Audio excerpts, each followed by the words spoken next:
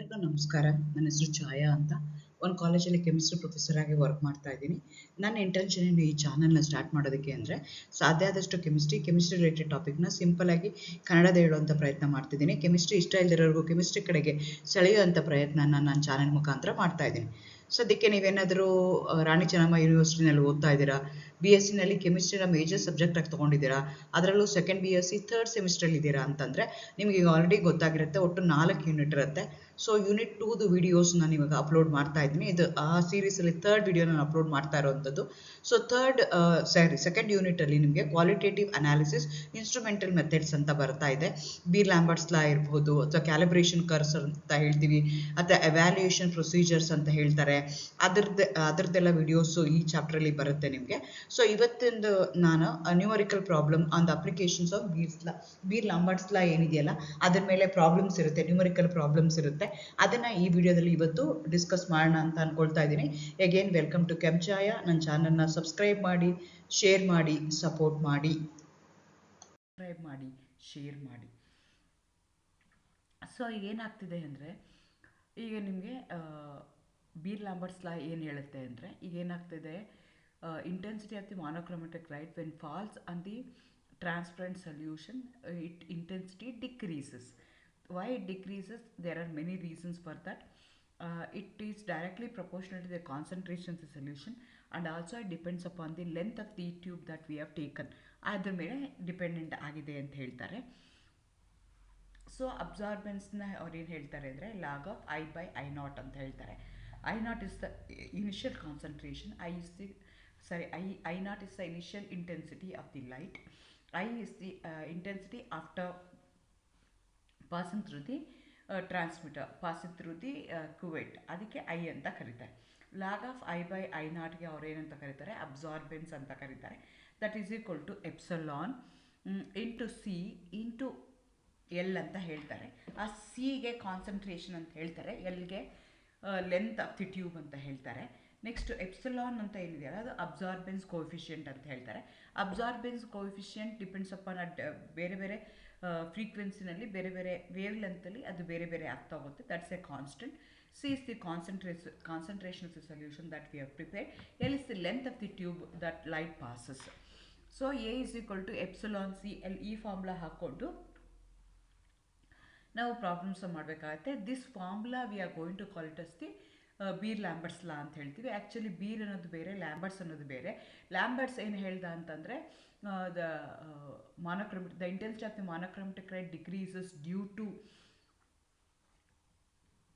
The concentration of the solution ಅಂತ ಹೇಳ್ದ. ಏನು ಹೇಳ್ದ, ಡ್ಯೂ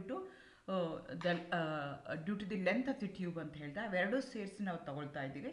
ಸೊ ಈಗ ಏನು ಹೇಳ್ತಾ ಇದ್ದೀವಿ, absorbance is directly proportional to epsilon C and L.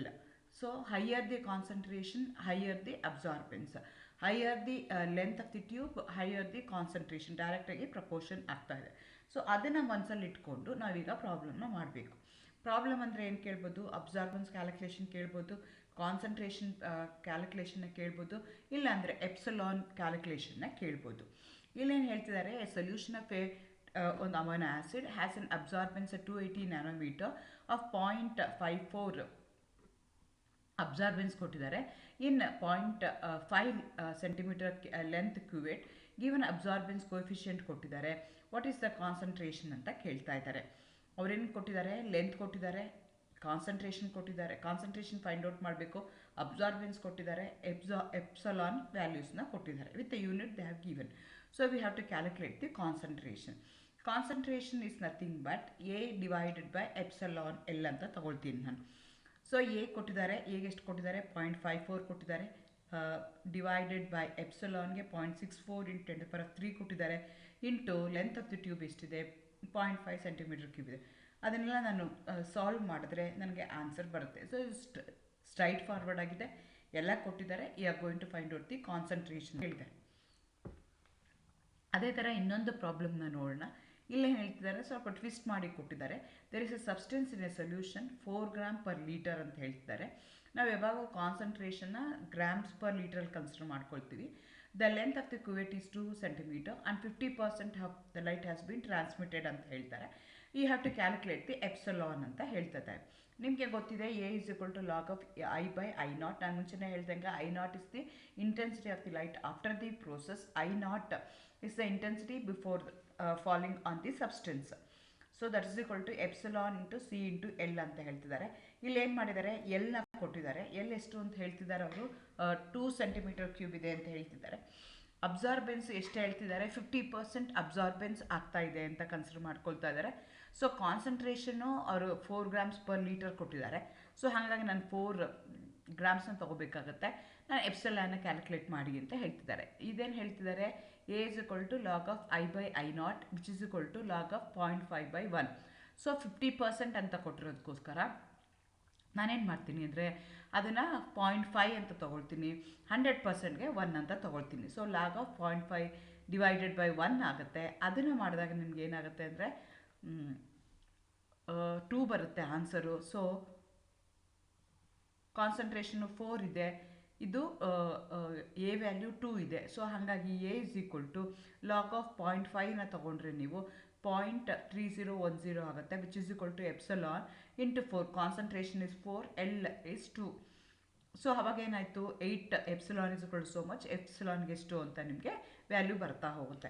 ಈ ರೀತಿಯಾಗಿ ಇಂಡೈರೆಕ್ಟಾಗಿ ಅವರು ಕ್ವಶನ್ನ ಕೇಳಿದ್ದಾರೆ.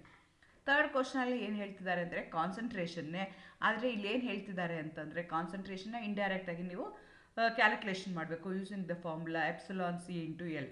The solution of the thickness 2 cm transmit 40% incident light. Calculate the concentration solution given epsilon ಅಂತ ಹೇಳ್ತಾ ಇದ್ದಾರೆ. ಸೊ ಲೆಂತ್ ಕೊಟ್ಟಿದ್ದಾರೆ, ಎಪ್ಸಿಲಾನ್ ಕೊಟ್ಟಿದ್ದಾರೆ, ಸಿ ಕ್ಯಾಲ್ಕುಲೇಟ್ ಮಾಡಬೇಕು. ಎ ಇಸ್ ಈಕ್ವಲ್ ಟು ಅವ್ರ ಪರ್ಸೆಂಟೇಜ್ ಟ್ರಾನ್ಸ್ಮಿಷನ್ ಕೊಟ್ಟಿದ್ದಾಗ 0.4 ಡಿವೈಡೆಡ್ ಬೈ 1 ಅಂತಲೇ ತೊಗೊಳ್ತೀನಿ. 0.3979 ಆಯಿತು, which is equal to epsilon C into L ಅಂತ ಮಾಡ್ಕೊಳ್ತೀನಿ. Therefore C is equal to A divided by epsilon L ಬರುತ್ತೆ. ಸಬ್ಸ್ಟಿಟ್ಯೂಟ್ ಮಾಡಿದಾಗ ನನಗೆ ಬರ್ತಾ ಹೋಗುತ್ತೆ. ಅದಲ್ಲದೆ ಈಗ ಇದಕ್ಕೆ ಇನ್ನೊಂದು ಫಾರ್ಮುಲಾ ಯೂಸ್ ಮಾಡಿಕೊಂಡು ಕ್ಯಾಲ್ಕುಲೇಷನ್ ಮಾಡ್ಬೋದು. ನಿಮಗೆ ಪರ್ಸೆಂಟೇಜ್ ಆಫ್ ಟ್ರಾನ್ಸ್ಮಿಟೆನ್ಸ್ ಕೊಟ್ಟಾಗ ಎ ಅಬ್ಸಾರ್ಬೆನ್ಸ್ಗೆ ಏನು ಮಾಡ್ಬೋದು ಅಂದರೆ A is equal to 2 - log 10% T ಅಂತ ಬೇಕಾದ್ರೆ ನೀವು ಹಾಕ್ಕೋಬೋದು. ಅದನ್ನು ಹಾಕ್ಕೊಂಡು ನೀವು ಏನೇ ಕ್ಯಾಲ್ಕುಲೇಷನ್ ಮಾಡ್ಬೋದು. ಇಲ್ಲಾಂದರೆ log of I divided by I not ಅದನ್ನು ಹಾಕ್ಕೊಂಡ್ರು ಮಾಡ್ಬೋದು. ಎರಡು ಹಾಕ್ಕೊಂಡು ಮಾಡಿದ್ರು ಒಂದೇ ಆನ್ಸರ್ ಬರುತ್ತೆ. ಹಾಗಾಗಿ ನಾನು ಇಲ್ಲಿ ಏನು ಮಾಡ್ತಾ ಇದ್ದೀನಿ ಅಂದರೆ ಅಬ್ಸಾರ್ಬೆನ್ಸ್ ಕ್ಯಾಲ್ಕುಲೇಷನ್ಗೆ 2 - log 10% ಟಿನ ಹಾಕ್ಕೊಳ್ತಾ ಇದ್ದೀನಿ.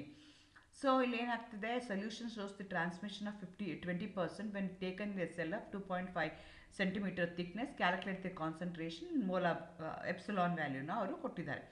ಸೊ ನಾನೀಗ ಎ ಕ್ಯಾಲ್ಕುಲೇಟ್ ಮಾಡಬೇಕು. ಎ ಕ್ಯಾಲ್ಕುಲೇಟ್ ಮಾಡಬೇಕಂದ್ರೆ log of I divided by I ನಾಟ್ನ ಮಾಡ್ಬೋದು. ಇಲ್ಲಾಂದರೆ 2 - log ಆಫ್ ಪರ್ಸೆಂಟೇಜನ್ ತೊಗೋಬೋದು. ಲಾಗ್ 10%, ಲಾಗ್ 20ಗೆ ಏನಾಗುತ್ತೆ 1.310 ಆಗುತ್ತೆ. ಅದನ್ನು 2ಇಂದ ಮೈನಸ್ ಮಾಡಿದ್ರೆ 0.698 ಬರುತ್ತೆ. ಸೊ ನನಗೆ ಎ ಗೊತ್ತಿದೆ, ಎಲ್ ಗೊತ್ತಿದೆ, ಎಪ್ಸಿಲಾನ್ ಗೊತ್ತಿದೆ, ಸಿ ಕ್ಯಾಲ್ಕುಲೇಟ್ ಮಾಡಬೇಕು. C is equal to A by epsilon L ಅಂತ ಹಾಕ್ಕೊಳ್ತೀನಿ, ಸಬ್ಸ್ಟಿಟ್ಯೂಟ್ ಮಾಡ್ತೀನಿ, ನನಗೆ ಆನ್ಸರು ಬರ್ತಾ ಹೋಗುತ್ತೆ. ಅದೇ ಥರ ಇನ್ನೊಂದು ಪ್ರಾಬ್ಲಮ್ನ ನೋಡೋದಾದರೆ, a calcium chloride solution shows the transmittance of 90% when taken in a cell of 1.9 cm thickness. Calculate its concentration if the molar absorption coefficient is given. Epsilon value ಕೊಟ್ಟಿದ್ದಾರೆ, ಎ ವ್ಯಾಲ್ಯೂ ಕೊಟ್ಟಿದ್ದಾರೆ, 90% transmit ಆಗ್ತಾ ಇದೆ ಅಂತ consider ಮಾಡ್ಕೊಳ್ತಾ ಇದ್ದಾರೆ. ಹಂಗಾಗಿ ನಾನು A is equal to 2 - log 10% epsilon ಹಾಕ್ಕೊಂಡು ಕ್ಯಾಲ್ಕುಲೇಷನ್ ಮಾಡ್ತೀನಿ. ಎ ಕ್ಯಾಲ್ಕುಲೇಟ್ ಮಾಡ್ತೀನಿ. ಎ ಕ್ಯಾಲ್ಕುಲೇಟ್ ಮಾಡಿದ್ಮೇಲೆ C is equal to A by epsilon L multiply ಮಾಡಿಕೊಂಡು ನಾನು ಆನ್ಸರ್ನ ಕ್ಯಾಲ್ಕುಲೇಟ್ ಮಾಡ್ತೀನಿ. ಈ ರೀತಿಯಾಗಿ ಬಿ ಲ್ಯಾಂಬರ್ಟ್ಸ್ ಲಾ ಮೇಲೆ ಕಾನ್ಸಂಟ್ರೇಷನ್ ಕ್ಯಾಲ್ಕುಲೇಷನ್ ಕೇಳ್ಬೋದು, ಮೋಲಾರ್ ಅಬ್ಸರ್ಪ್ಷನ್ ಕ್ಯಾಲ್ಕುಲೇಷನ್ ನಿಮ್ಗೆ ಅವರು ಕೇಳ್ಬೋದು. ಹಾಗಾಗಿ ನೀವೇನು ಮಾಡಬೇಕಾಗತ್ತೆ ಅಂದರೆ ಡೈರೆಕ್ಟಾಗಿ ಅಬ್ಸಾರ್ಬೆನ್ಸ್ ಕೊಡ್ಬೋದು, ಇಲ್ಲಾಂದರೆ ಪರ್ಸೆಂಟೇಜ್ ಆಫ್ ಟ್ರಾನ್ಸ್ಮಿಟೆನ್ಸ್ ಕೊಡ್ತಾರೆ. ಎರಡು formula A is equal to log I divided by I naught use ಮಾಡ್ಬೋದು. ಇಲ್ಲಾಂದರೆ 2 - log 10% ಟಿ ಹಾಕ್ಕೊಂಡು ನೀವು ಏನ ಕ್ಯಾಲ್ಕುಲೇಟ್ ಮಾಡಿ. All the best. Thank you.